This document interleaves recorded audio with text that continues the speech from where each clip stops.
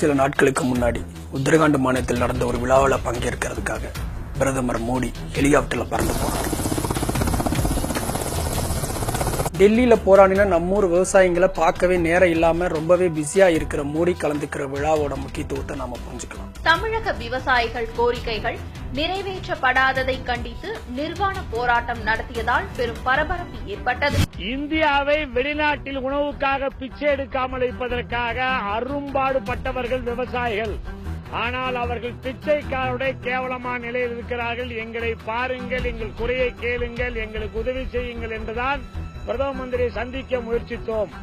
Yoga master Baba ராம்தேவோட ஆயுர்வேத ஆராய்ச்சி நிறுவனத்தை துவங்கி வைக்கத்தான் அங்க போனார். बाबा रामदेव की प्रयोगशाला में पीएम मोदी पहुंच चुके हैं और उनका स्वागत हुआ. आज मेरा सौभाग्य था केदारनाथ जाकर के बाबा के दर्शन करने का मुझे सौभाग्य मिला. यार இந்த பாபா ராம்தேவ்?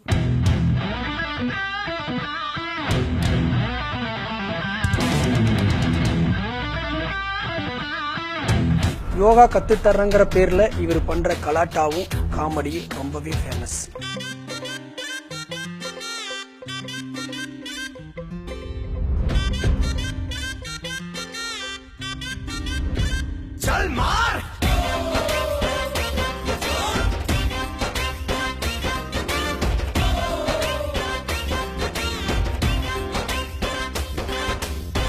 மணி வாக்குல பச்சையா பஸ் ரோட்டுல ஷார்ட் ஸ்கர்ட் ஓ ஜென்னிஃபர்.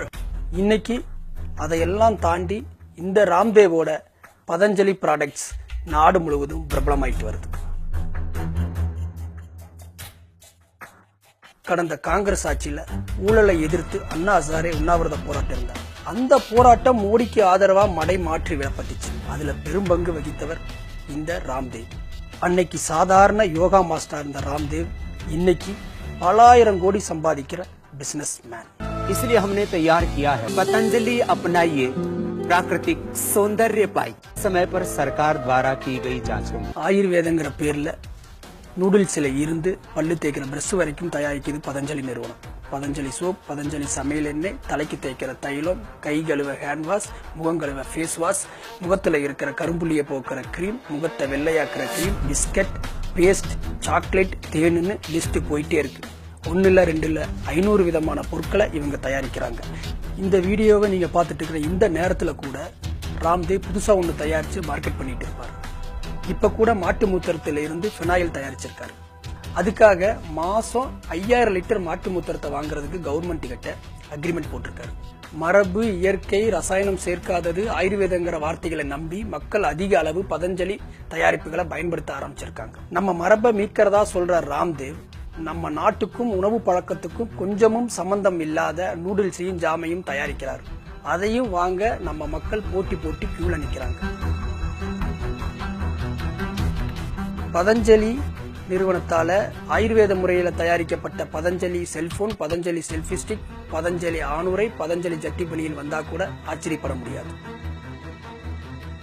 பதஞ்சலி நிறுவனத்தோட சிஇஓ பாலகிருஷ்ணன் இந்தியாவில் இருக்கிற பணக்காரர்களில் ஒருவர். இவரோட சொத்து மதிப்பு 16,000 கோடி. அப்படின்னா ராம்தேவோட சொத்து எவ்வளவு இருக்குன்னு கணக்கு போட்டு பார்த்துக்கோ.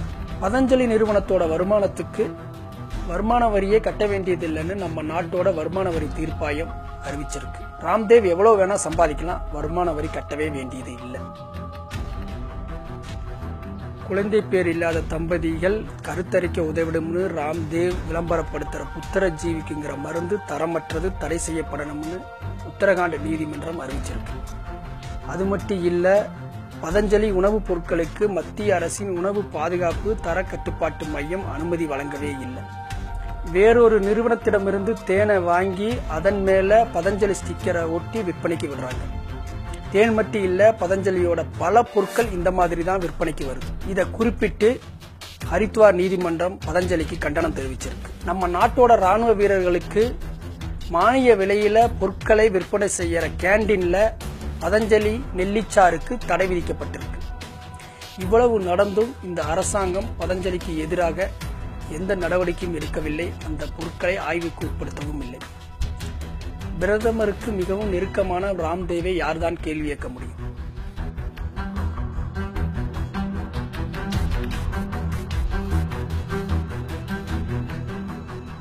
ரெண்டாயிரத்தி 15 நெஸ்லேவோட மேகி நூடுல்ஸ்ல உடம்புக்கு தீங்கு செய்யற ரசாயனங்கள் இருக்கிறதா சொல்லி அரசு தடை பண்ணுச்சு. அந்த நேரத்தில் பதஞ்சலி தன்னோட நூடுல்ஸை அறிமுகம் செஞ்சாங்க. அதுக்கு பிறகுதான் பதஞ்சலி நிறுவனம் அசுர வளர்ச்சி அடைஞ்சது.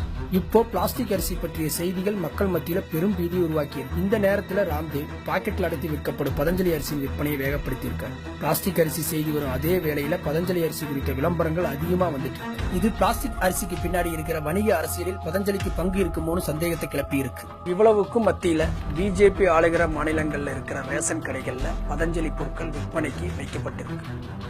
தமிழ்நாட்டில் கேட்கவே வேண்டாம். டெல்லி என்ன சொன்னாலும் தலையாற்ற பொம்மைகளா தமிழ்நாடு அரசு இருந்துட்டு இருக்கு. கூடிய சீக்கிரம் நம்மூர் ரேஷன் கடைகள்ல அரிசி பருப்பு கிடைக்குதோ இல்லையோ பதஞ்சலி பொருட்கள் கிடைக்க வாய்ப்பு இருக்கு. வெறும் பச்சை வேட்டி கட்டிக்கொண்டு நாம் என்ன சாப்பிட வேண்டும், எதை சாப்பிட்டால் ஆரோக்கியமாக இருக்கலாம் என்று வாழ்நாள் முழுக்க பேசி வந்த நம்மாழ்வாரை கண்டுகொள்ளாத இச்சமூகத்தில் இப்படியான அவலங்கள் அரங்கேறத்தான் செய்யும். சிந்திக்க வேண்டிய தருணம் இது.